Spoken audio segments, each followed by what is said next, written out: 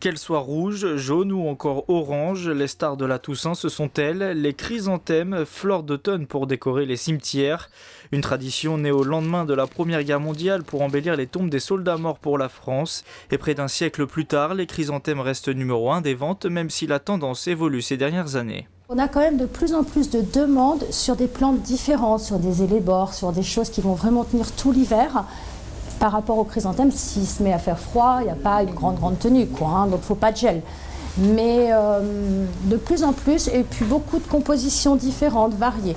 Alors, la plante quand même que l'on vend le plus reste le chrysanthème, mais par rapport à il y a quelques années, c'est vrai qu'on vend autre chose. Avec la fête des mères, la Saint-Valentin et les dates traditionnelles, le week-end de la Toussaint est l'un des plus importants pour le chiffre d'affaires des fleuristes qui n'hésitent pas à développer leurs services pour répondre à toutes les demandes. Et on a des clients qui viennent spécifiquement pour des chrysanthèmes et aussi pour les tombes. On fait beaucoup de livraisons dans les cimetières.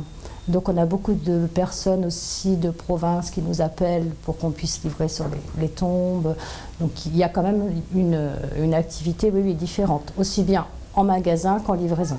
Chaque année en France, 20 millions de pots de chrysanthèmes sont vendus à la Toussaint, un marché qui ne devrait pas connaître la crise de sitôt.